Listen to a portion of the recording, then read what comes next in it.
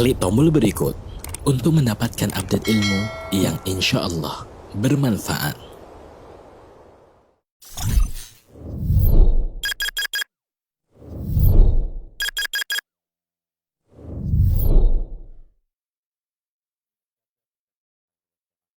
Sehat, alhamdulillah. Ya. Nanti setelah pemaparan, kemudian tanya jawab, Ustadz, apakah akan ada penutup dari Ustadz atau Ana yang tutup? Antum aja, masa chatnya nutup lagi? Nah, Ustadz. Barakallahu fiik. Fiqo barak. Kita mulai jam berapa, Ustadz? Sekarang? Ya, bismillah.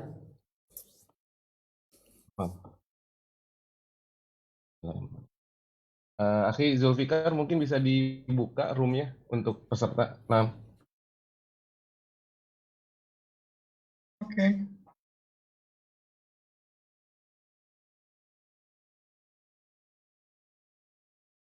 mulai ya. Bismillahirrahmanirrahim. Assalamualaikum warahmatullahi wabarakatuh.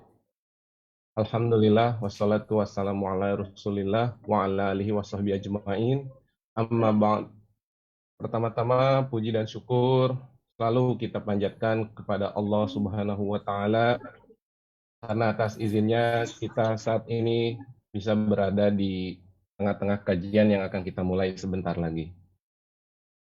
Salawat dan salam kita panjatkan kepada Nabi Muhammad Sallallahu Alaihi Wasallam beserta para keluarga, para sahabat, para tabiin, tabiut tabiin. Mudah-mudahan kita semua yang hadir di sini dan juga para jamaah yang mendengarkan melalui media platform online bisa menjadi pengikut setianya hingga akhir zaman nanti. Amin ya Allah ya Rabbal Alamin. Kita akan membahas insya Allah tafsir surat Al-Furqan ayat 63 sampai 76 yang akan disampaikan oleh Ustadz Syafiq Iza Basalamah hafizahullah yang alhamdulillah sudah hadir. Ana tak akan berlama-lama, mungkin Ustadz tafadhol untuk memulai kajian. Masya Allah. Jazakumullah khairan. Alhamdulillah. Alladzi hadana li hadza wa ma kunna linahtadiya laula an hadana Allah. Segala puji bagi Allah Jalla Jalaluh yang telah memberikan hidayahnya kepada kita. Membimbing kita. Memberikan petunjuk kepada kita untuk meniti jalan keselamatan ini. Kalau bukan karena karunia yang Allah berikan kepada kita, maka kita nggak akan seperti ini. Allahumma salli wa sallim ala abdika wa rasulika sayyidina wa maulana Muhammad wa ala alihi wa ashabihi. Ya Allah, semoga salawat dan salam, berkah dan nikmat senantiasa Engkau curahkan untuk hamba kekasih-Mu, untuk baginda Nabi kita Muhammad alaihi salatu wassalam, untuk keluarga beliau, untuk istri-istri beliau, untuk putra-putri beliau, dan untuk seluruh sahabat Nabi. Semoga Allah meridhai kita bersama mereka. Amma ba'd, jamaah rahimakumullah. Sudah berapa lama kita jadi orang Islam? Sudah berapa ayat yang kita hafalkan? Berapa hadis yang kita kaji? Yang perlu kita tanyakan buat yang udah belajar, apakah dari apa yang dia pelajari telah merubah sikap dia, karakter dia? Kalau yang nggak belajar, ya wajarlah. Ada orang-orang yang memang tersesat dalam kehidupan ini karena mereka tidak mau mengikuti petunjuk. Tapi kita yang udah pada belajar, malam ini akan menjadi malam untuk bermuhasabah, untuk mengoreksi diri kita, mengevaluasi kepribadian kita. Karena ayat-ayat yang kita akan baca berkaitan dengan sifat-sifat hamba-hamba pilihan Allah Azza wa Jalla. Sebagian kita merasa udah lama jadi orang Islam, merasa sudah baik, tapi kadangkala standar kebaikan yang dia miliki tidak sesuai dengan apa yang Allah cantumkan di dalam kitabnya. Ahibati fillah, di ayat 63 ini, sebelum ayat itu, Allah Azza wa Jalla menceritakan bagaimana sikap orang-orang musyrikin, orang-orang yang penuh dengan kebodohan, bagaimana mereka memaki Al-Quranul Karim, bagaimana mereka tidak percaya dengan Nabi SAW, bagaimana kesombongan mereka, kecongkakan mereka terhadap kebenaran yang disampaikan. Lalu setelah itu, Allah Jalla Jalla menyebutkan sesuatu yang berbeda. Malam dan siang itu gak sama. Panas dan dingin itu tidak sama. Jadi perbedaan antara hamba-hamba pilihan Allah dengan yang lainnya, itu perbedaan yang sangat kentara, yang nampak. Maka harapan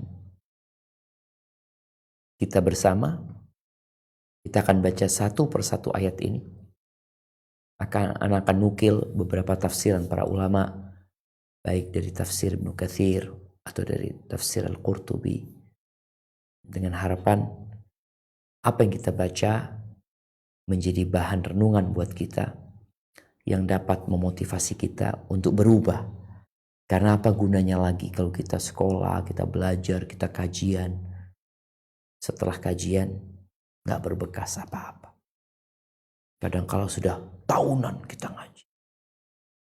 Barakallahu fiik. Baik, harapannya semua mempersiapkan Al-Qur'annya. Al-Qur'an dengan terjemahannya. Kita akan mulai. Tafadhal dibaca ayat 63. أعوذ بالله من الشيطان الرجيم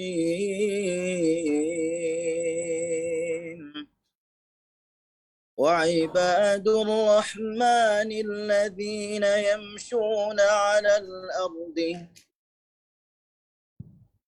إذا خاطبهم الجاهلون قالوا سلاما. Hamba Tuhan yang maha penyayang itu ialah orang-orang yang berjalan di atas bumi dengan rendah hati, dan apabila orang-orang jahil menyapa mereka, mereka mengucapkan kata-kata baik. Barakallahu fiik. Wa ibadur rahman. Tahukah kita bahwa predikat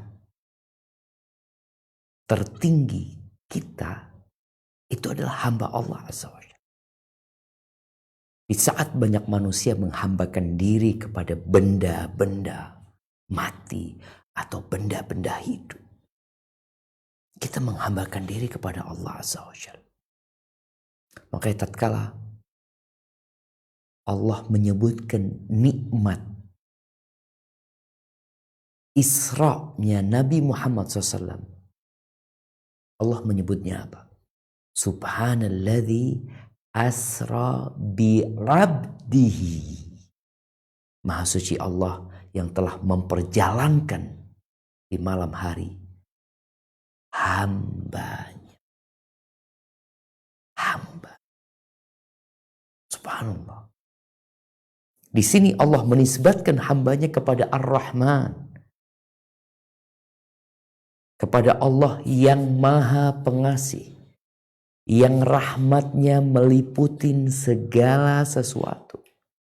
Dan kita tahu nama Allah Ar-Rahman, ini salah satu nama yang tidak boleh dipakai untuk nama manusia, untuk nama apapun, kecuali ditambahkan Abdurrahman. Boleh orang namanya Ar-Rahman? Enggak. Ini nama yang sangat istimewa bagi Allah Azza wa Jalla. Yang kita tahu Al-Quranul Karim dimulai dengan Bismillah Ar-Rahman Ar-Rahim. Bagaimana nih hamba-hamba Allah Ar-Rahman? Allah menyebutkan mereka adalah orang-orang yang kalau berjalan di muka bumi ini haunan. Haunan, kata Ibnu Katsir mengatakan bisakinah wa waqar. Jalannya penuh dengan kewibawaan. Tenang bawaannya. Nggak suka marah-marah. Nggak sombong, nggak angkuh. Sebagaimana di surat Al-Isra ayat 37 Allah memberikan arahan wala tamshi fil ardi maraha. Jangan berjalan di muka bumi dengan congkak. Jangan. Engkau itu siapa? Engkau itu hamba. Camkan ini. Hamba. Walaupun engkau jenderal bintang 4. Walaupun engkau presiden. Walaupun engkau raja, perdana menteri, engkau hamba. Yang namanya hamba tercipta dari tanah. Kemudian diciptakan dari air mani. Maka hambanya Allah nggak mungkin dia jalannya sombong. Karena dia tahu aku ini siapa. Aku ini tercipta dari air mani. Tapi terkadang sebagian manusia ketika Allah berikan kepadanya harta, tahta, kekuasaan, tahu-tahu sikapnya berubah.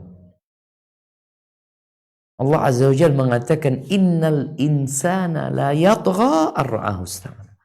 Sesungguhnya manusia itu benar-benar melampaui batasnya ketika dia merasa nggak butuh. Kau siapa? Engkau hamba. Kedua kakimu yang dengannya engkau berjalan, jantungmu yang berdetak memompa darah, itu bukan engkau yang bikin.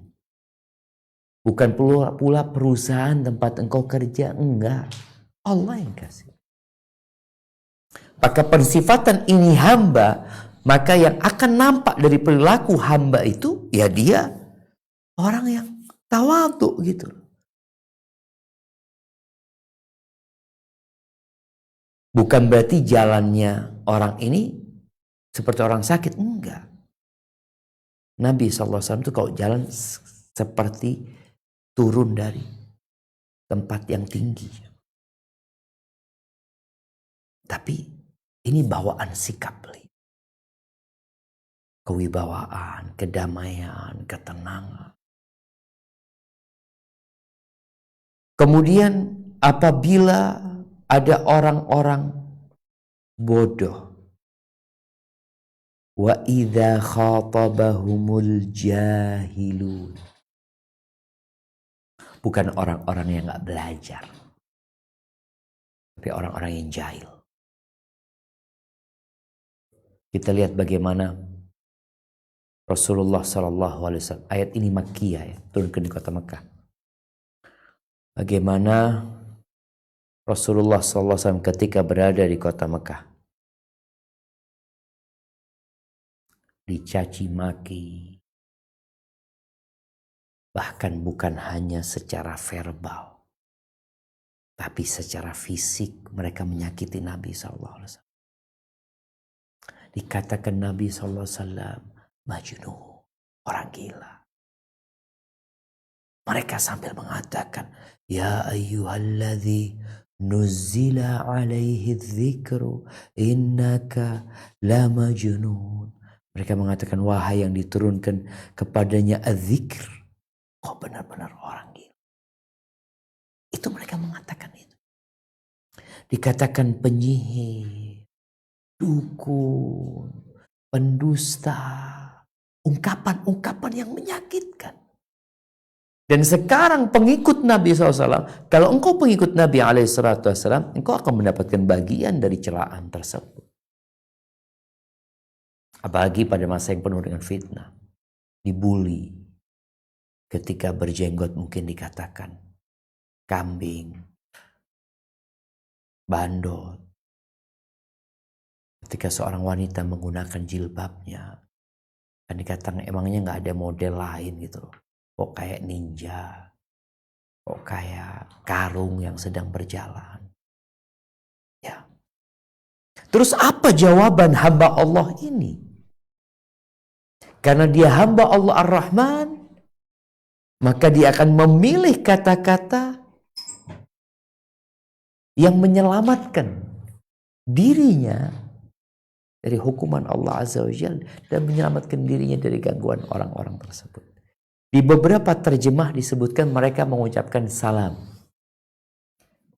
Sedangkan di terjemahan yang tadi kita baca, mereka mengucapkan ucapan yang baik. Nah, memang ada yang mengatakan salaman itu dari membuli dakwah ini, membuli pribadi seseorang, orang yang soleh. Kadang-kadang dia mulai panas dirinya, ingin mengungkapkan ungkapan, celaan, makian. Lah, hambanya Allah nggak kayak gitu. Terus salama, ucapan yang baik. Subhanallah, ucapan yang benar, ucapan yang menyelesaikan masalah. Jadi kalau engkau sedang komentar, engkau lihat komentarmu ini, masuk nggak dalam ucapan salama tadi?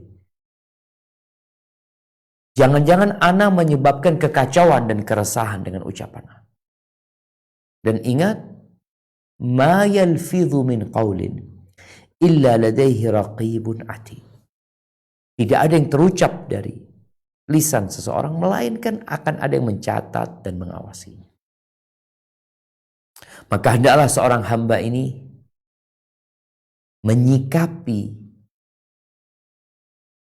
hal-hal negatif yang diterima dari lingkungan, dari masyarakat. Seperti yang Allah sebutkan. Baik, udah nih.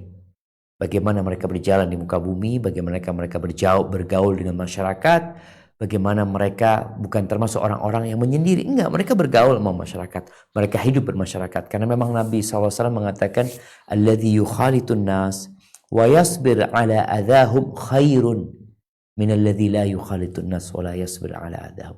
Orang yang hidup bergaul dengan manusia, sabar disakiti sama mereka. Sabar, dibully, dimaki, sabar. Itu lebih baik daripada orang yang tidak berbaur dengan masyarakat dan tidak sabar kalau disakiti sama mereka. Ibadur Rahman dalam menghadapi manusia, dalam menghadapi ucapan, celaan, cacian, dia punya prinsip yang benar. Dia tidak sombong, dia tidak sok. Dan kalau ada omong-omongan yang menyakitkan dia, dia akan memilih kata-kata yang baik. Barakallahu fiik. Baik, dilanjutkan.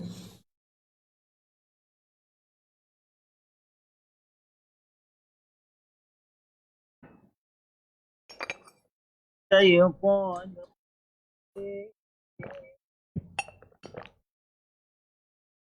والذين يبيتون لربهم سجدا وقياما. Dan orang-orang yang menghabiskan waktu malam untuk beribadah kepada Tuhan mereka dengan bersujud dan berdiri. Allahu Akbar jamaah. Bagaimana sikap mereka di luar rumah, sikap mereka dengan masyarakat, siang hari, saat memang kehidupan itu sedang berputar, dan bagaimana sikap mereka tatkala manusia sedang terlelap dalam tidur. Ini menunjukkan mereka hamba-hamba Allah yang bukan pencitraan dalam bergaul dengan masyarakat. Dia tidak berharap pujian sanjungan dari masyarakat ketika berbuat baik kepada mereka, ngomongnya bagus, dicaci, dimaki. Dia tidak membalas kecuali dengan ucapan yang baik. Itu dia lakukan bukan karena pencitraan. Buktinya apa? Di malam hari, tatkala tidak ada mata yang memandang mereka. Apa yang dilakukan oleh ibadur Rahman ini? Mereka menyendiri sama Allah SWT. Mereka menghabiskan waktu malam mereka untuk sujud, untuk berdiri, sholat. Dan subhanallah, memang sih nggak wajib. Yang wajib itu kan sholat 5 waktu, Ustadz. Iya. Tapi kita bicara hamba-hamba yang spesial. Di mana untuk menjadi hamba Allah yang spesial, itu bukan hanya dengan yang wajib. Kata Allah Azza wa Jal, وَلَا يَزَالُ عَبْدِي يَتَقَرَّبُ إِلَيَّ بِالنَّوَافِلِ حَتَّى أُحِبَّهُ. Ini hambaku setelah melaksanakan yang wajib, dia berusaha, dia berupaya, dia bersungguh-sungguh untuk mendekatkan dirinya kepadaku dengan yang anjuran-anjuran, dengan yang sunnah-sunnah. Kata Allah, hatta uhibbahu, sampai aku cinta sama dia. Allahu Akbar. Dan ahibati fillah, afdalus salat, sebaik-baiknya salat setelah sholat yang 5 waktu, itu bukan yang qobliyah ba'diyah. Qiyamul lail, sholat malam. Qobliyah ba'diyah jadi mulia, jadi baik sekali ketika dilaksanakan di rumah. Kita bukan mengerjakannya ketika ada yang memandang kita, di rumah kita sendiri. Subhanallah, ini ibadah yang spesial. Dan kalau kita membaca sifat-sifat penghuni surga di dalam banyak ayat dalam Al-Quranul Karim, seperti yang di surat Az-Zariyat ya, ayat 18 ya. Allah mengatakan, kanu qalilan minal laili ma yahja'un wa bil ashari hum yastaghfirun. Mereka dulu ketika hidup di dunia, tidurnya dikit. Mereka suka begadang. Tapi habis isya biasanya mereka tidur. Nanti mereka bangun. Di saat sudah sunyi senyap, mereka bangun, meninggalkan kasurnya. Dan berat loh jamaah, berat. Anda gak akan ngomong orang lain. Anda merasakan bagaimana beratnya ya. Ketika alarm sudah berbunyi, membangunkan kita, jamnya sudah tepat sesuai dengan yang kita inginkan, masih ada pikiran tunggulah sebentar 5 menit, tambah 5 menit, tambah 5 menit, sampai adzan subuh tambah 5 menit. Perlu perjuangan. Kemudian di surat As-Sajdah ayat 16, Allah mensifatin tentang penghuni surga, tatajafa junubuhum anil madaji' yad'una rabbahum khawfan wa tama'a wa mimma razaqnahum yunfiqun. Tatajafa junubuhum, lambung mereka itu menjauh dari kasur mereka. Mereka bangun sholat, berdoa memohon kepada Allah dengan harap-harap cemas. Ini yang terkadang kita lupa. Maka kita lihat berapa persen nanti ini dari sifat-sifat ibadur rahman yang telah kita lakukan. Baik, ayat yang 65. Lanjutkan. 65, A'udzu 66 ya. billahi minasyaitonir rajim. والذين يقولون ربنا اصرف عنا عذاب جهنم إن عذابها كان غراما. Dan orang-orang yang berkata, wahai Tuhan kami, jauhkanlah azab jahanam dari kami, karena sesungguhnya azabnya itu membuat kebinasaan yang kekal. Lanjutkan ayat 66. Innaha sa'at mustaqarran wa muqama. Sungguh jahanam itu seburuk-buruk tempat menetap dan tempat kediaman. Barakallahu fikum. Kita lihat ternyata ibadur rahman itu ada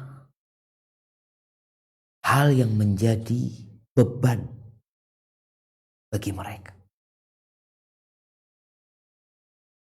Subhanallah jemaah. Kita tuh kadang-kala punya pikirannya, punya masalah. Ada masalah mau urusan teman-teman mungkin yang ada di luar sana. Ketika paspornya mati, ketika overstay atau apa-apa, ada masalah-masalah yang berat itu akan jadi pikiran. Yang kemudian dari pikiran itu melahirkan keinginan memohon kepada Allah Azza wa Jalla agar dimudahkan urusannya. Ibadur Rahman yang ada dalam benak mereka ada neraka loh. Ada neraka. Mereka tidak sedang memikirkan yang urusan gempa, ada COVID-19, Omikron. Oke, ini penyakit-penyakit yang kita akan melewatinya insya Allah. Tapi ketahuilah, mereka memikirkan ada satu tempat yang kita harus melewatinya. Semuanya. Maka itu menjadi konsentrasi mereka. Mereka berdoa, Rabbana srif anna adzab jahannam. Ya Allah, palingkan dari kami azab jahannam. Azabnya itu kekal masalahnya. Kalau orang di penjara di dunia, setahun, 2 tahun, 10 tahun, seumur hidup mati selesai. Tapi kalau bicara neraka, yang disebutkan innaha sa'at mustaqarra wa muqama, itu tempat tinggal yang paling buruk. Tempat menetap yang paling buruk. Gimana tidak dikatakan tempat menetap yang buruk? Ya? Orang di penjara dunia mau seumur hidup, mau disiksa, masih bisa menikmati. Tapi kalau bicara neraka, laisa lahum ta'amun illa min dhari. Makanan mereka itu gak ada selain dhari. Seperti buah yang berduri, ya, yang kalau dimasukkan ke mulutnya akan luka semua mulutnya, akan tembus sampai ke semua usus-ususnya. La yusminu wa la yughni min ju'. Nggak ada gunanya tuh makan. Azab sampai makanan pun azab. Bagaimana orang yang paling rendah siksanya, paling rendah. Gimana mereka tidak berkonsentrasi untuk memohon kepada Allah diselamatkan dari api neraka? Itu menjadi doa mereka yang selalu mereka panjatkan. Karena mereka tahu orang yang paling ringan azabnya di neraka itu seorang yang di telapak kakinya diletakkan 2 bara api atau sandal dari api. Dia nggak dibakar seluruh tubuhnya, enggak. Cuma 2 kakinya dikasih itu bara api.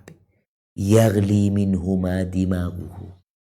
Yang kata Nabi SAW, bagaimana api itu melewatin betisnya, sumsumnya, lututnya, pahanya, rusuknya, semua yang di perutnya akan terbakar, jantungnya terbakar, wajahnya terbakar, otaknya mendidih. Itu azab yang paling ringan. Maka mereka gak main-main.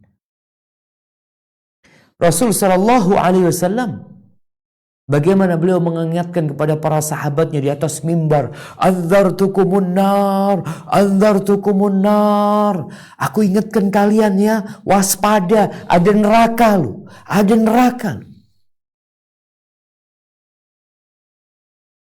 Di negeri kita apabila terjadi gempa dan berpotensi menimbulkan tsunami, maka akan ada sirene yang mengingatkan mereka.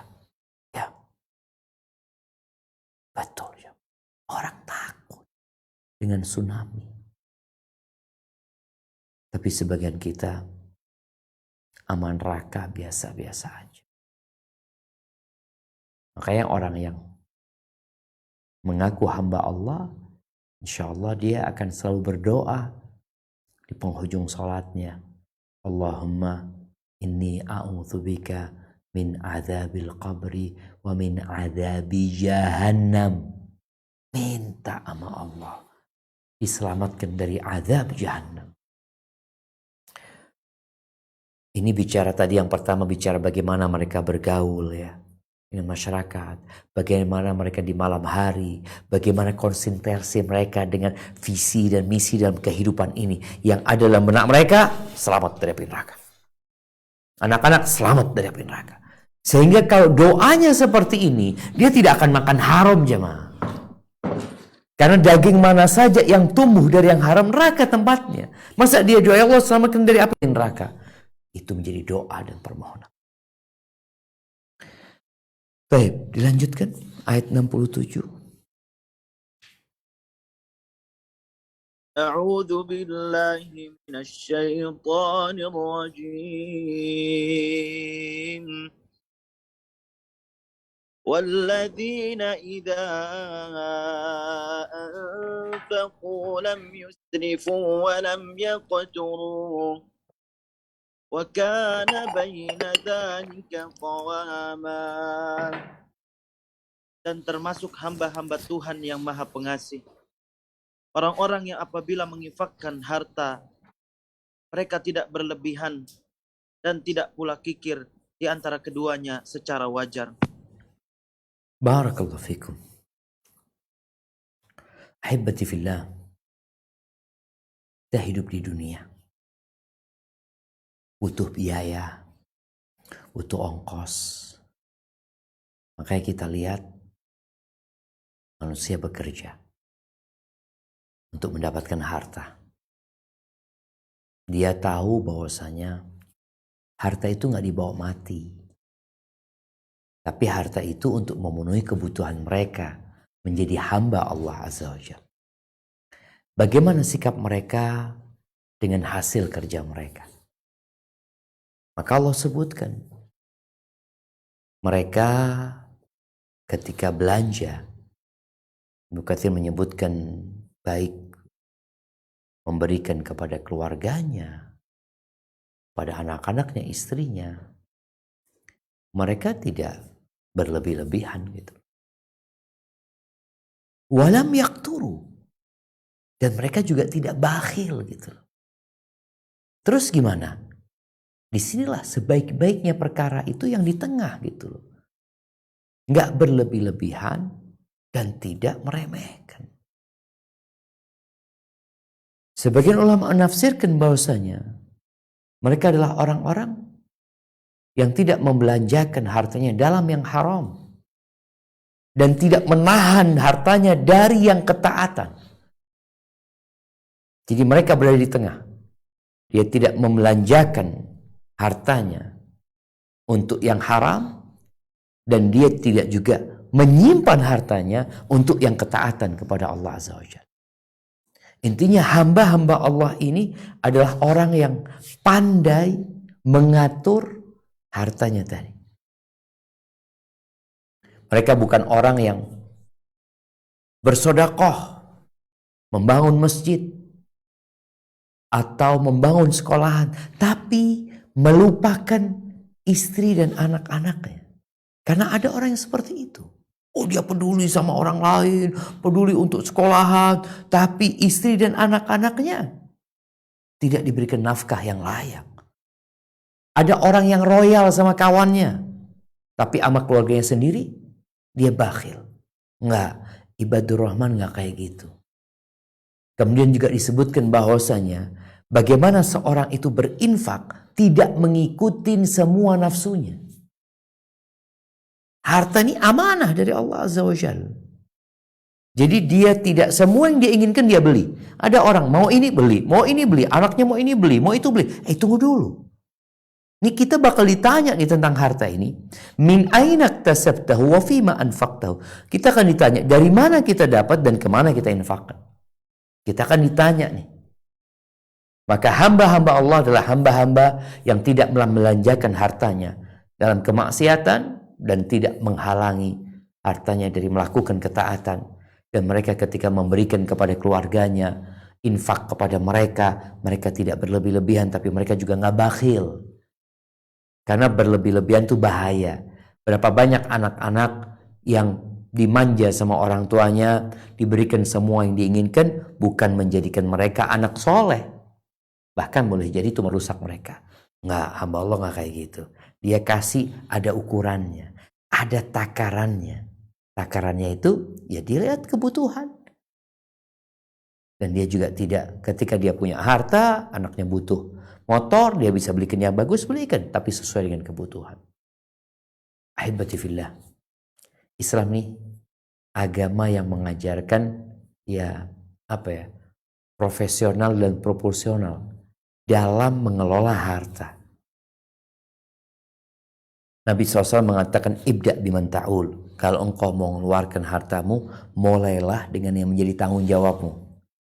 Jadi orang itu harus tahu mana yang jadi tanggung jawab ana, mana yang jadi kewajiban ana. Setelah itu baru selanjutnya. Kemudian dalam berbagi harta juga ada skala prioritas. Itu pun kita perlu pelajarin. Hamba-hamba Allah itu tahu tuh dengan itu. Ketika dia bekerja, dia tidak berpikir hartanya ini mau dia tumpuk. Enggak. Kenapa? Enggak ada gunanya. Maka dia berpikir harta ini harus keluar. Cuma keluarnya dengan aturan. Ada standar. Itu tidak berlebih-lebihan dan tidak bakhil. Barakallahu fikum. Nah, dilanjutkan. أعوذ بالله من الشيطان الرجيم والذين لا يدعون مع الله إلها آخر ولا يقتلون النفس التي حرم الله إلا بالحق ولا يزنون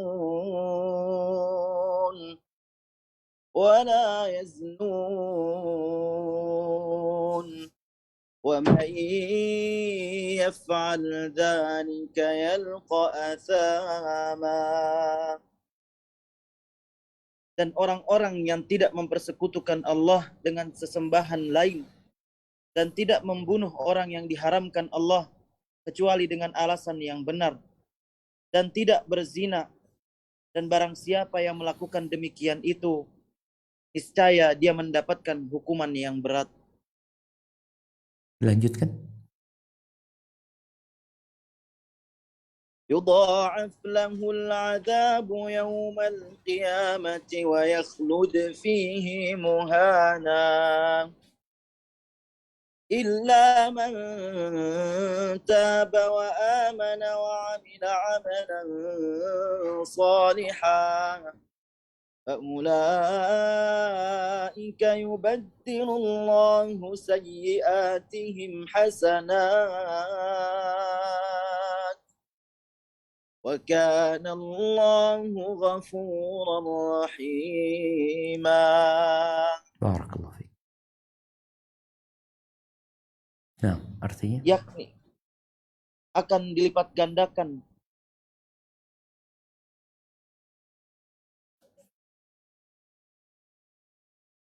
Nah, tafadhal. bertaubat dan beriman dan mengerjakan kebajikan, maka kejahatan mereka diganti Allah dengan kebaikan. Allah Maha Pengampun, Maha Penyayang. Masya Allah, barakallahu fiik. Kita lihat jemaah. Kriteria pertama itu berkaitan dengan bergaul dengan manusia. Kriteria yang kedua cerita tentang bagaimana mereka di malam hari. Yang ketiga berbincang tentang bagaimana konsentrasi mereka dalam kehidupan ini. Kemudian yang keempat berbicara tentang bagaimana mereka bergaul dengan hasil kerja mereka. Yang kelima ini, subhanallah, ini penting untuk diingat ya. Karena sebagian kita kadang-kadang melihat, ini orang baik Ustaz, ini orang suka bantu orang lain ya. Ini orang ngomongnya baik, gak pernah nyakitin orang lain. Baik. Orang baik tuh dia, tapi tunggu dulu. standar kebaikan itu udah ada yang bikin, yaitu Allah Azza wa Jalla. Di sini Allah sebutkan. Di antara kriteria mereka, mereka itu tidak menyekutukan Allah Azza wa Jalla. Ini mengingatkan tentang pentingnya tauhid dan bahayanya kesyirikan. Engkau mau suka berbagi harta sama manusia, menolong orang lain, tapi kalau ternyata engkau melakukan kesyirikan, yang ada azab. Lu gimana? Anak udah berbuat baik, engkau berbuat jahat. Syarrul bariyah, dikatakan orang yang menyekutukan Allah, mengatakan Tuhan punya anak. Ini sebuah tuduhan, fitnah. Manusia difitnah aja nggak, gimana kau menuduh Tuhan? Ini berkaitan dengan dosa yang tidak diampuni. Karena Allah menyebutkan, mereka bukan orang yang membunuh orang lain. Enggak. Hablum minallahnya baik, dia tidak menyekutukan Allah. Sama manusia, dia menghargai nyawa manusia. Kemudian bukan hanya nyawa yang dia hormati, kehormatan manusia, dia nggak berzina. Enggak, dia nggak berzina. Subhanallah jemaah. Jadi kalau mau jadi hamba Allah, kriteria ini harus ada gitu loh. Bicara tidak melakukan kesyirikan, itu konsekuensi dari ucapan la ilaha illallah. Dan kesyirikan ini jangan dianggap remeh. Nabi Ibrahim alaihissalam, di antara doa beliau, wajnubni wa baniya an na'budal asnam. Ya Allah, hindarkan aku dan anak keturunanku dari menyembah berhala-berhala. Na'udzubillah. Wa may yaf'al dzalik, yang melakukan itu, artinya yang menyekutukan Allah Azza wa Jalla, atau dia membunuh, atau dia berzina, yalqa athama, maka dia akan mendapatkan hukuman atas apa yang dia kerjakan. Dan bicara zina, tolong nih difahami lagi. Karena kadangkala istilah agama tahu-tahu dipakai untuk istilah umum yang tidak sesuai dengan istilah agama. Di umum, apa istilah zina? Dan dalam agama, zina itu adalah seorang menghubungi yang bukan istrinya, yang bukan budaknya, dia menjimai orang tersebut. Mau suka sama suka, mau sudah menikah, mau belum menikah, mau ada laporan dari keluarganya, mau tidak ada laporan, mau di bawah umur, mau di atas umur, itu namanya zina. Subhanallah. Tolong difahami. Karena jangan sampai istilah agama tahu-tahu dipindah maknanya sehingga orang mengatakan enggak berzina. Kenapa? Karena dia belum nikah. Ahibati fillah, apa yang akan terjadi dengan mereka? Yudha'af lahul azab yaumal qiyamah. Akan dilipat gandakan azab.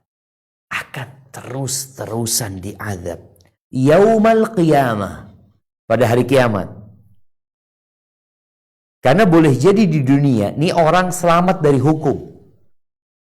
Kebal hukum. Atau memang hukum tidak sedang berpikir menghukum orang yang melakukan kesyirikan. Nggak ada. Orang berzina, orang membunuh mungkin dihukum. Tapi orang melakukan kesyirikan enggak dihukum. Maka Allah sebutkan yudha'af lahul azab yaumal qiyamah. Pada hari kiamat. Kalaupun engkau merasa hidup di dunia nyaman, terhormat, tapi yaumal qiyamah akan dilipat gandakan tu azab.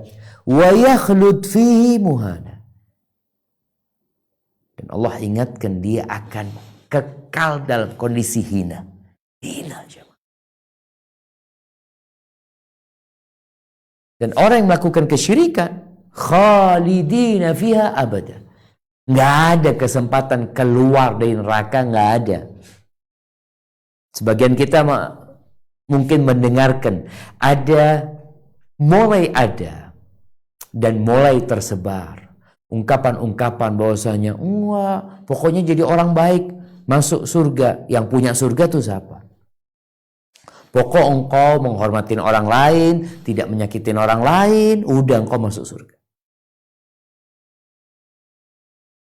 Yang menciptakan kehidupan ini itu Tuhan Rabbul Alamin. Gimana nih baik sama orang lain, tapi dia melakukan tindakan kejahatan kepada yang menciptakan dia dengan melakukan kesyirikan. Maka Allah jelaskan, kita jangan sembarangan membuat standar. Kalau engkau bikin standar dirimu, oke, fadhal. Tapi kalau mengatasnamakan agama, yang agama ini berdasarkan wahyu yang Allah turunkan, maka tolong baca firman Allah ini. Allah katakan wa yakhlud fihi muhan, kekal selama-lamanya. Baik, apa enggak ada jalan keluar? Ada. Selama hayat masih dikandung badang, engkau bisa berubah, bertobat, meninggalkan dosa. Bagaimana para sahabat Nabi? Mereka datang kepada Nabi SAW menyatakan keislaman mereka. Mereka meninggalkan kesyirikan mereka. Yang bertobat, menyesali, meninggalkan perbuatan dosa tadi. Bertekad untuk tidak mengulangi. Maka Allah sebutkan illa man tab wa amana. Beriman. Kalau sekadar tidak berzina, tidak membunuh, tapi tidak beriman kepada Allah Azza wa Jalla, malah menyekutukan Allah, ya nggak ada gunanya. Maka Allah sebutkan bertobat, meninggalkan dosa-dosa tersebut, wa amana, dia mentauhidkan Allah Azza wa Jalla, meninggalkan kesyirikan, meninggalkan kekufuran, kemudian tidak berhenti di situ. Dia beramal dengan amal saleh. Artinya ini orang benar-benar berubah gitu. Bertobat, menyesal, beriman, mentauhidkan Allah, beramal saleh, keburukannya dirubah jadi kebaikan. Apa yang Allah akan berikan kepada dia? Faulaika yubaddilullah sayyi'atihim hasanat. Bayangkan dosa-dosa mereka yang lalu, yang mereka kerjakan itu dengan taubat yang benar, taubatan nasuha, berubah jadi kebaikan. Kita sering mendengar ya, bahwasanya orang yang tobat itu nol. Iya, dosanya nol. Amal solehnya masa nol? Enggak. Yang nol, yang dibersihkan tuh dosanya. Bagaimana dengan amal solehnya? Ya tetap amal soleh dia tetap ada. Plus ditambah lagi, dosa-dosa dia yang lalu itu menjadi kebaikan. Subhanallah, ahibati fillah. Allah Azza wa Jalla Ar-Rahmanir Rahim. Allah tuh cinta dengan orang yang taubat. Berbeda dengan manusia. Ya, manusia itu kalau ada orang berbuat salah lalu minta maaf, kadang-kadang kita kan males. Males tuh kita sama orang itu. Berbeda dengan Rabbul Alamin. Karena di antara nama Allah itu At-Tawwab, yang suka memberikan taubat. Al-Ghafur, yang suka mengampuni. Al-Afu, yang suka memaafkan. Makanya ketika orang-orang kembali kepada Allah itu gembira. Gembira Allah Azza wa Jalla. Sampai Nabi SAW mengatakan, Innallaha yabsutu yadahu billail liyatuba musi'un nahar. Allah itu membentangkan tangannya di malam hari agar yang berbuat dosa di siang hari itu tobat gitu loh. Begitu pula yang Allah membentangkan tangannya di siang hari supaya yang berbuat dosa di malam hari itu kembali kepada Allah Azza wa Jalla. Ini sebuah keistimewaan jemaah. Ternyata kebaikan itu menghapuskan dosa plus mendatangkan kebaikan. Barakallahu fiik. Ada perempuan yang pernah berzina. Kemudian dia bertobat. Akhirnya dia dihukum dirajam di dunia. Kata Nabi sallallahu alaihi wasallam, itu perempuan kalau tobatnya dibagikan kepada 70 pelaku dosa di kota Madinah, cukup untuk mengampuni dosa mereka. Betapa banyaknya kebaikan dia. Barakallahu fiik. Nah, dilanjutkan. أعوذ بالله من الشيطان الرجيم ومن تاب وعمل صالحا فإنه يتوب إلى الله متابا. Dan barang siapa bertaubat dan mengerjakan kebajikan, maka sesungguhnya dia bertaubat kepada Allah dengan taubat yang sebenar-benarnya. Barakallahu fikum. Lihat, bertobat dan beramal soleh. Itu tobat yang sebenarnya. Kalau bertobat terus berbuat jahat, ya engkau mengulangin dosamu lagi gitu loh. Jadi kalau ingin benar-benar bertobat, berubah menjadi lebih baik. Ahibati fillah, kita semua sering dengar syarat taubat ya. Yang pertama, meninggalkan, menyesali, bertekad untuk tidak mengulangi. Jadi bertekad untuk tidak mengulangi ini harus dibuktikan. Apa buktinya? Engkau beramal soleh. Karena manusia itu, kalau dia tidak melakukan ketaatan, kalau waktunya tidak diisi dengan hal-hal yang positif, biasanya otomatis berisi hal yang negatif atau yang kurang berguna. Maka isilah waktu kita ketika kita bertobat, isi waktu kita dengan hal-hal yang positif. Insya Allah yang negatif, keburukan itu akan nyingkir jamaah. Barakallahu fiik. Baik, dilanjutkan.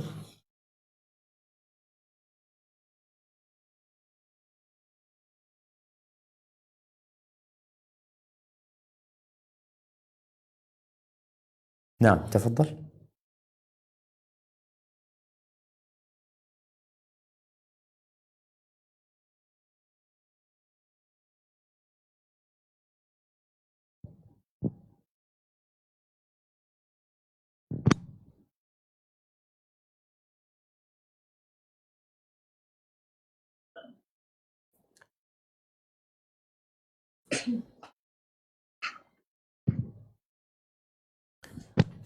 Nah, tafadhal. والذين إذا ذكروا والذين لا يشهدون بآيات الزور. ربهم Ayat sebelumnya.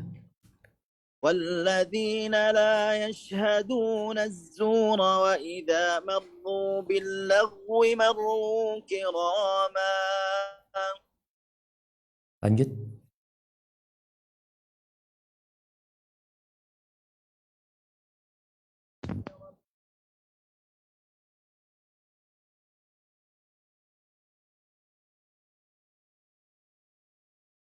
Nah, dilanjutkan.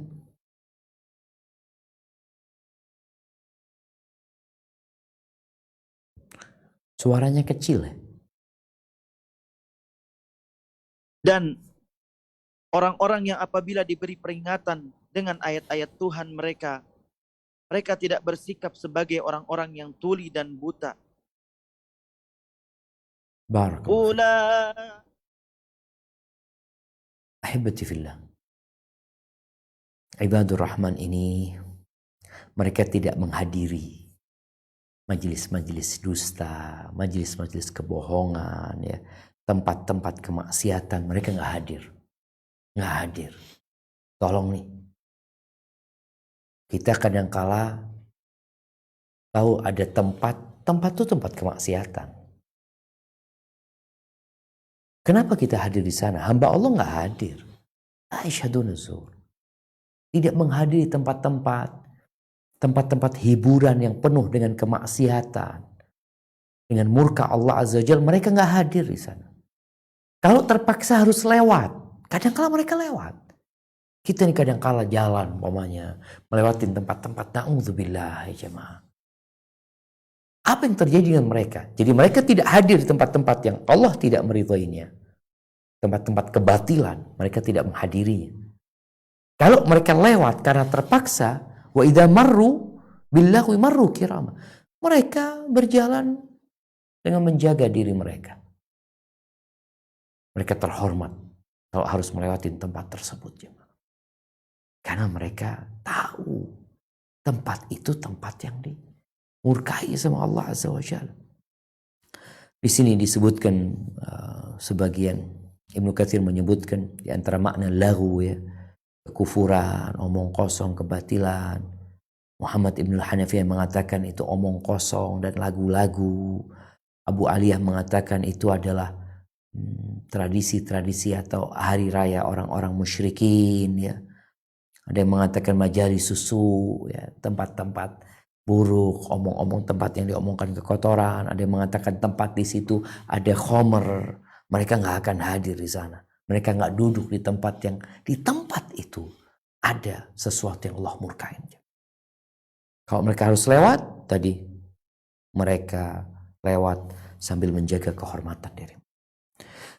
Lalu kalau ini sikap mereka terhadap omongan-omongan yang tidak berguna, tempat-tempat yang tidak berguna, bagaimana mereka kalau dikasih nasihat?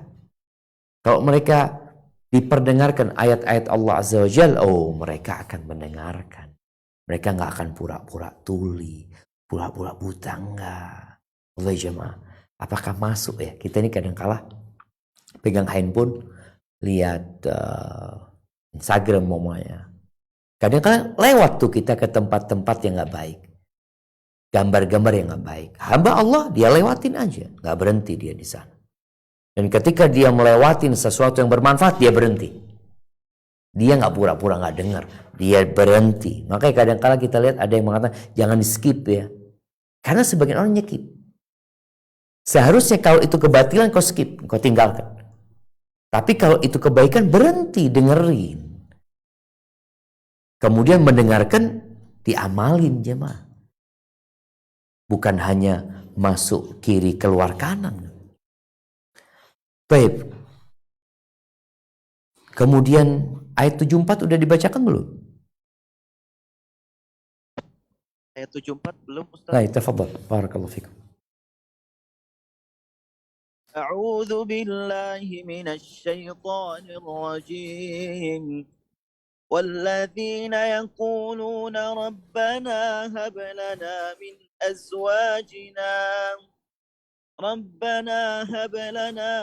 أزواجنا وذرياتنا قرة أعين واجعلنا للمتقين إماما.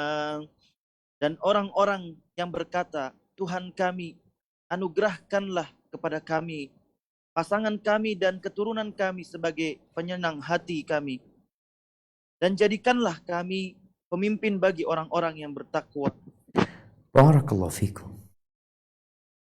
Ya, hamba-hamba Allah itu bukan hanya memikirkan diri mereka. Mereka memikirkan keluarga mereka, pasangan hidup mereka. Tapi tetap yang menjadi target mereka adalah surga Allah Azza wa Jalla, selamat dari api neraka.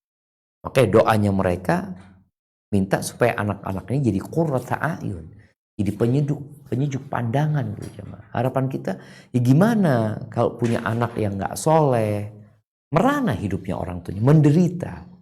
Tidak sedikit orang tua yang harus berurusan dengan polisi, urusan anaknya ya. Akhirnya hidupnya menderita. Maka permintaan mereka, jadikan anak-anak ini anak-anak yang soleh. Bukan hanya menjadi dokter, jadi orang pintar, bukan. Menjadi penyejuk pandangan. Waja'alna lil muttaqina imama.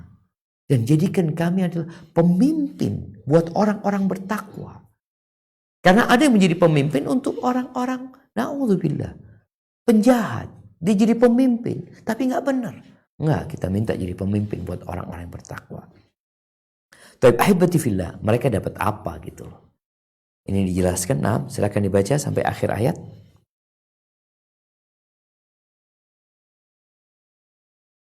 A'udzu billahi minasyaitonir rajim. أولئك يجزون الغرفة بما صبروا ويلقون بكم ربي لولا دعاؤكم فقد كذبتم فسوف يكون لزاما. Mereka itu akan diberi balasan dengan tempat yang tinggi dalam surga atas kesabaran mereka. Dan di sana mereka akan disambut dengan penghormatan dan salam. Mereka kekal di dalamnya. Surga itu sebaik-baik tempat menetap dan tempat kediaman. Katakanlah Muhammad kepada orang-orang musyrik, Tuhanku tidak akan mengindahkan kamu kalau tidak karena ibadahmu. Tetapi bagaimana kamu beribadah kepadanya? Padahal sungguh kamu telah mendustakannya, karena itu kelak azab pasti menimpamu. Barakallahu fikum. Nah, setelah Allah menyebutkan kriteria sifat-sifat mereka, Allah menyebutkan balasannya apa gitu. Karena kita lihat dari awal, nih orang ngalah. Orang ini ngalah hidupnya. Berusaha berbuat baik sama orang lain. Orang lain menyakiti dia. Bagaimana dia mengurangi kenyamanan hidupnya. Di malam hari dia harus bangun sholat. Bagaimana dia berdoa memohon kepada Allah Azza wa Jalla. Bagaimana ketika dia berinfak, dia nggak boleh berlebih-lebihan. Padahal dia kepingin foya-foya, kepingin senang-senang. Ada aturan yang harus dia lewatin. Kemudian dia nggak boleh melakukan kesyirikan. Dia juga nggak boleh berzina. Ya mungkin sakit hati orang nggak boleh membunuh itu. Kemudian sifat-sifat yang lain yang disebutkan. Mereka akan dapat apa? Ghurfah. Ghurfah itu tempat yang paling tinggi. Ulaika yujzaunal ghurfata bima sabaru. Karena kesabaran mereka. Ini menunjukkan bahwa semua kriteria yang disebutkan tadi itu butuh kesabaran. Orang lagi enak-enak bersenang-senang, kita beribadah. Mereka mengikuti syahwat mereka, kita menahan syahwat kita. Iya, perlu kesabaran. Jadi sabar itu bukan hanya terkena musibah. Sabar melaksanakan ketaatan. Sabar melaksanakan perintah Allah, menjauhi larangannya, butuh kesabaran. Tapi mereka akan dapat balasan tadi.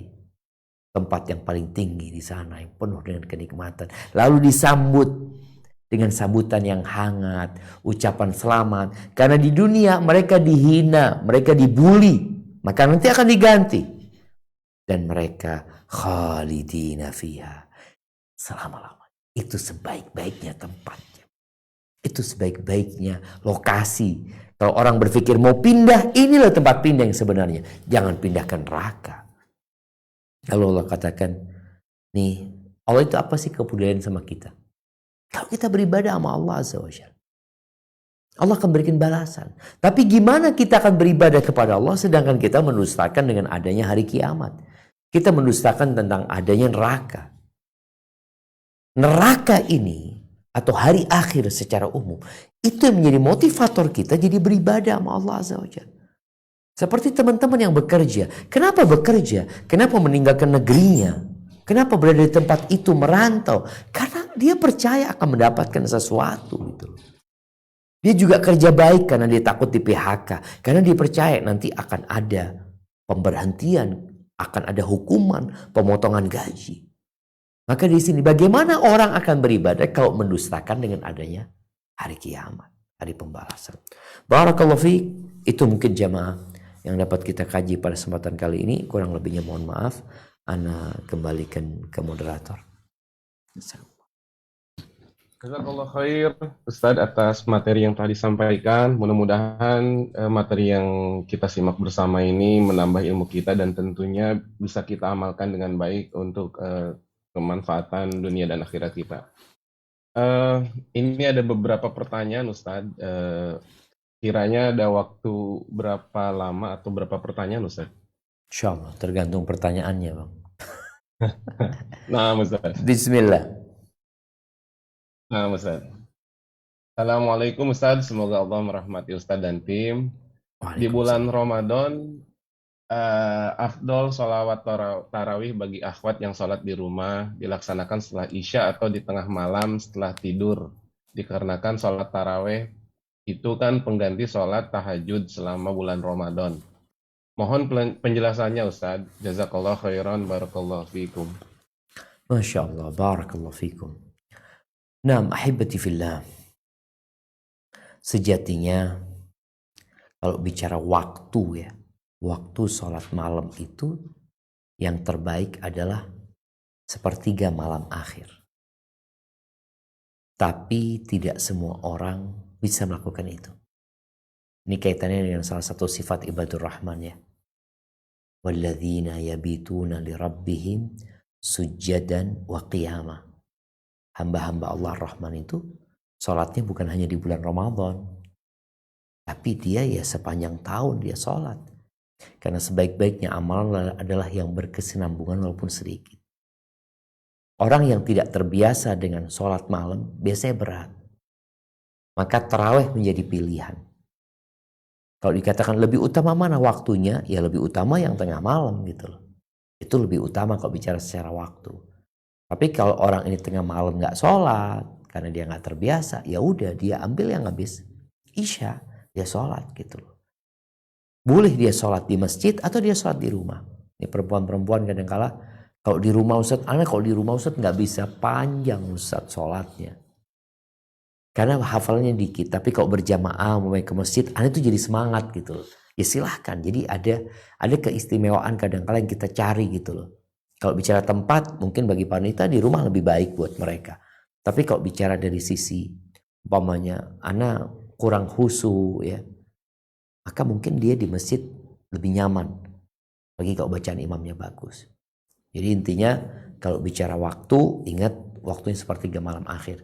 Sebenarnya sholat tarawih itu sholat malam jemaah. Yang tadi dilakukan oleh ibadur rahman tiap malam ya seharusnya kita lakukan. Makanya di bulan Sya'ban ini usahakan kita. Kalau ada yang mengatakan Ustaz Ana ini berat kalau malam hari, ya udah habis Isya engkau sholat. Sholat 11 rakaat atau 9 rakaat atau 7 rakaat. Atau kalau memang aku sholat 6 rakaat nanti nambahnya malam aja. Mamanya sebelum sahur atau gimana. Ada wallahu a'lam bishawab.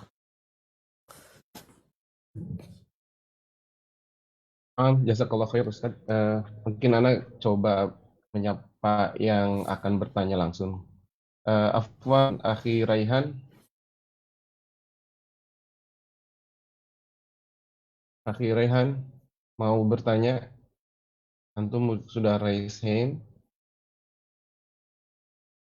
Iya, nampaknya belum siap. Nah, Akhi Raihan.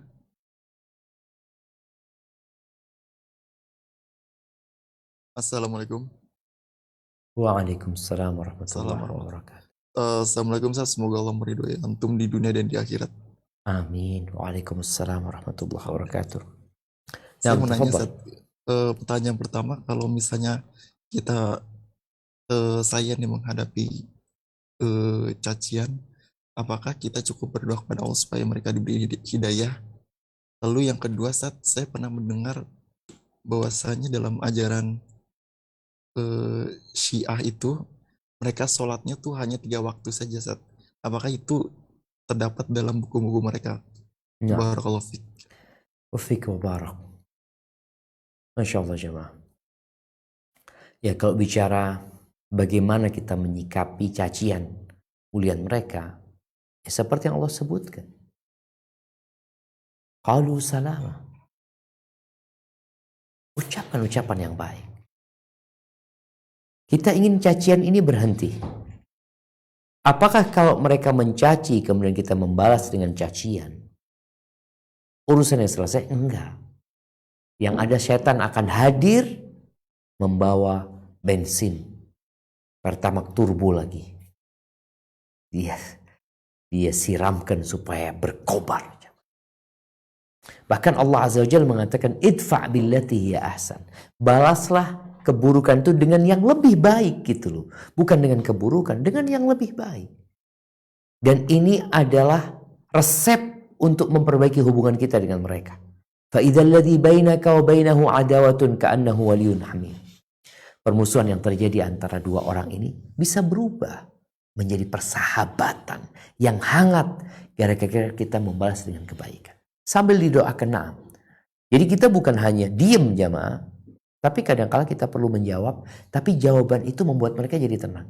Mereka engkau gini-gini, jazakallah khair. Ya, makasih banyak. Aku akan berusaha memperbaiki diri. Aku masih belajar. Makasih banyak udah mengingatkan aku.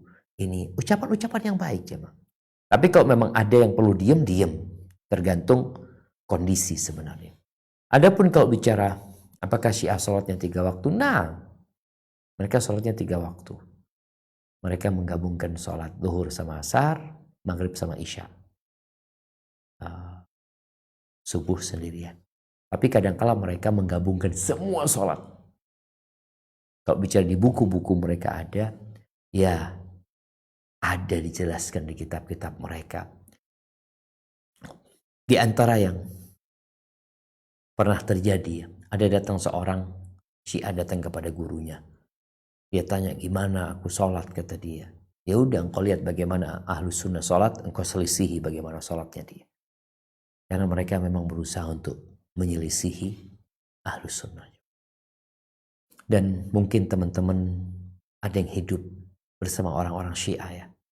Maka nasihat ana, antum perlu tambahan ilmu tentang bagaimana Rasul SAW mencintai para sahabatnya. Karena mereka akan masuk dari sisi menghormati keluarga Nabi SAW, tapi mereka melupakan bagaimana para sahabat Nabi yang mereka berjuang untuk tegaknya agama Allah. Hadza wallahu a'lam bissawab. Nah. Jazakallah khair Ustadz atas jawabannya. Bang, kayaknya kita Ini 3 pertanyaan lagi, nggak apa-apa Bang ya? apaan Ustadz? Berapa 3 pertanyaan lagi. Nah, Soalnya anak kok lapar, soalnya tadi belum sempat makan anak kesini. nah Ustadz. Nah, tafadhol. Pertanyaan pertama dari 3 pertanyaan akhir. Ada teman Ana yang ria gara-gara memamerkan harta kekayaan ke sesama temannya, padahal dia hidupnya pas-pasan, Ustadz.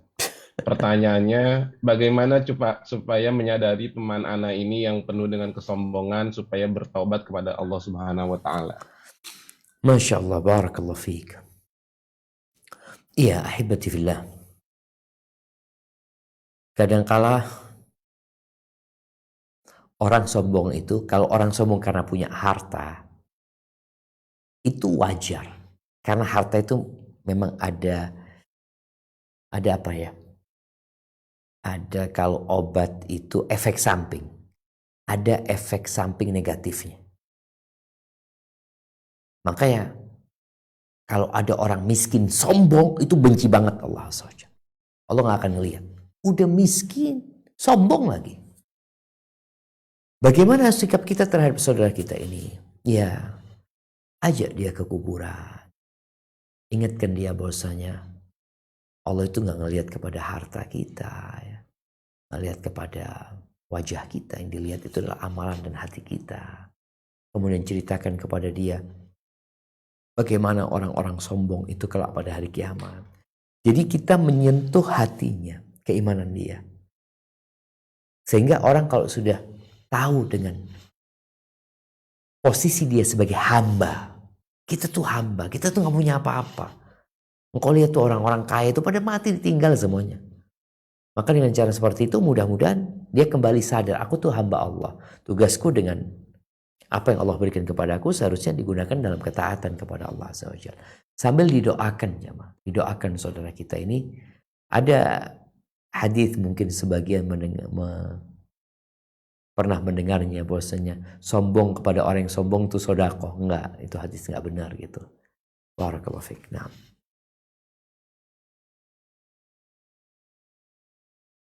Jazakallah khair atas jawabannya.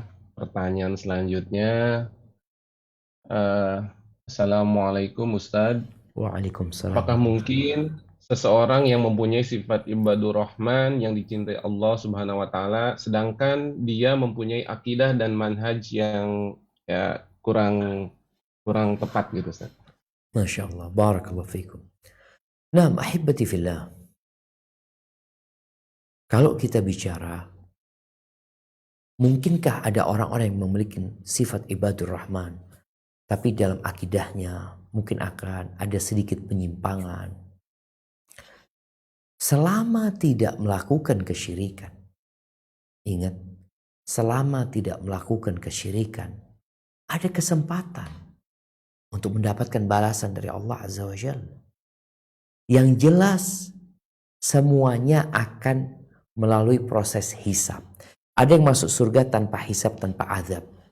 Tapi kita tahu kriteria yang sangat ketat ya untuk itu ya. Tapi ada orang yang harus melalui proses hisab dan penimbangan.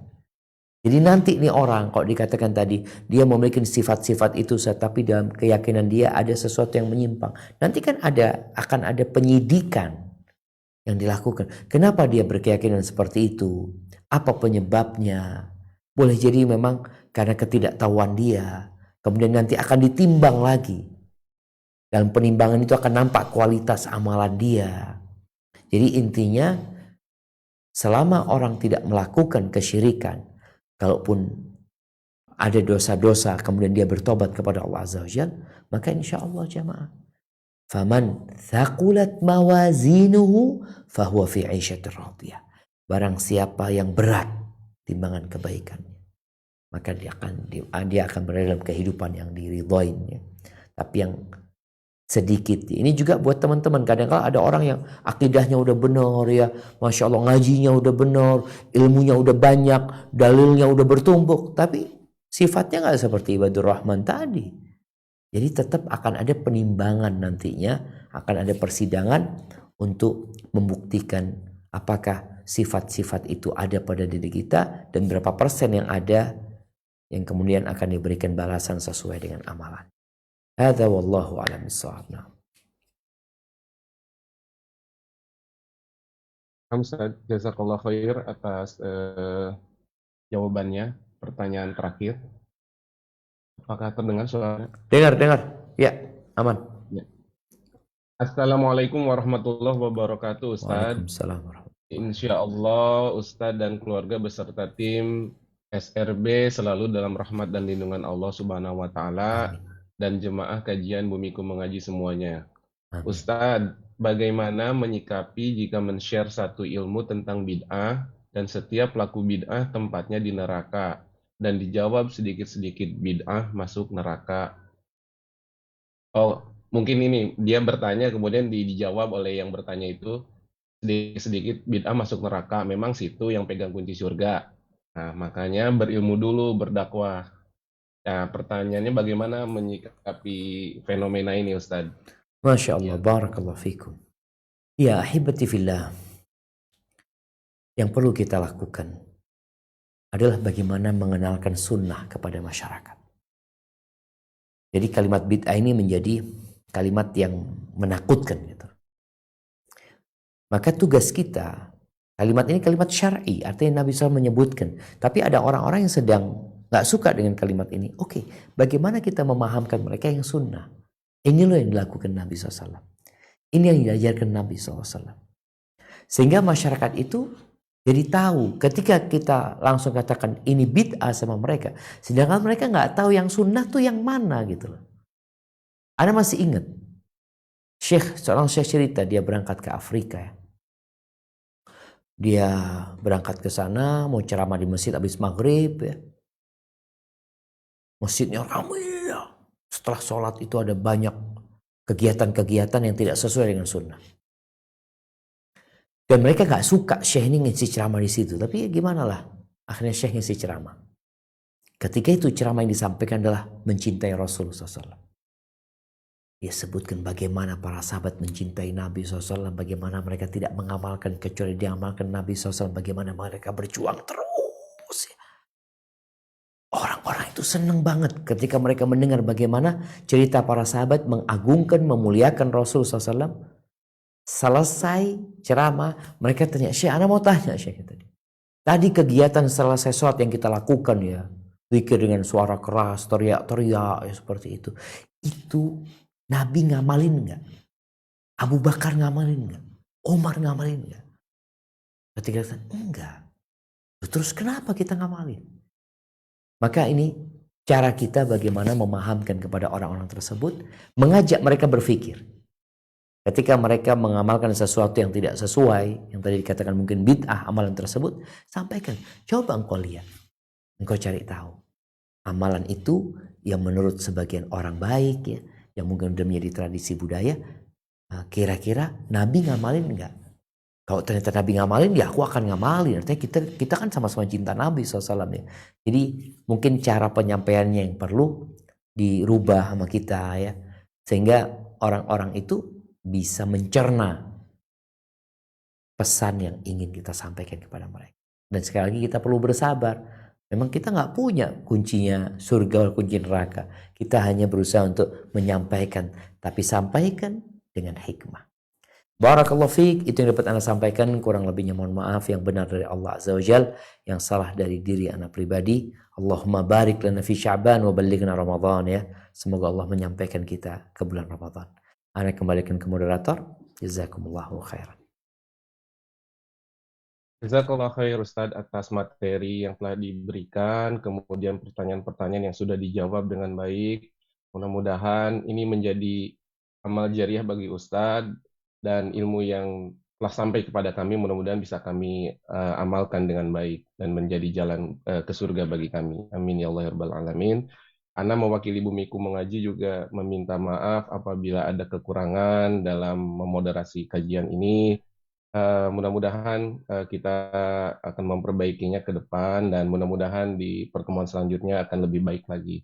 Ana tutup dengan doa kafaratul majelis. Subhanakallahumma wa bihamdika asyhadu alla ilaha illa anta astaghfiruka wa atubu ilaik. Assalamualaikum warahmatullahi wabarakatuh. Jazakallah.